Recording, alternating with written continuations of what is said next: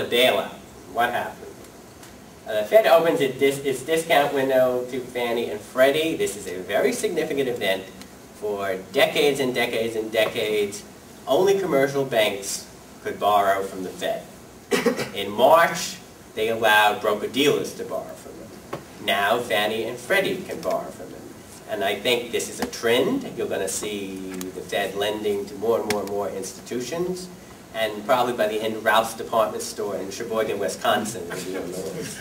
Now, to do this, the Fed is going to have to create a lot more money. This is all highly, highly inflationary. And I wouldn't be surprised if GM or Ford went up on this list, by the way. So, I mean, there's a trend. What's next? Who's next in this list of the Fed lending people? The Treasury was given a blank check. And that's blank check to lend money or buy Fannie and Freddie stock up to the end of 2009. This is unbelievably dangerous. I mean, it also shows there is no monetary control, fiscal control rather, in Washington. There's no monetary control either. And the Congress will agree to anything, any amount of money, and that's the key to an inflationary environment. There's no controls of spending, we'll spend anything. And both Republicans, Democrats, there's almost nobody left. You know, Ron Paul and 3 other people maybe.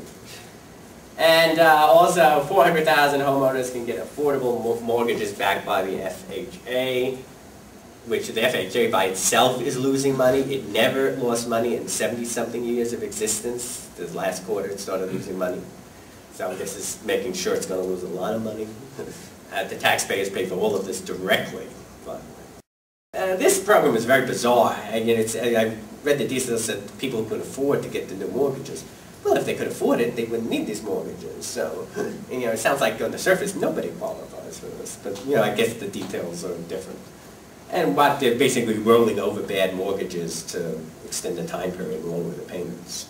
And that doesn't mean they won't fail. That means they will fail later on instead of right at this moment. Now, there was about $4 billion in neighborhood grants. This sounds like some pork barrel stuff to me, where favorite people can get lots of money. The cost estimate, and this is the most outrageous thing, it was $25 billion for this bailout. This is the exact same cost for the Iraq War. When they go back and look, 20 to 30 billion was the estimate, so I'm averaging 25 billion. It is going to be at least $1 trillion, if not more, and I think you should assume the same for Fannie and Freddie.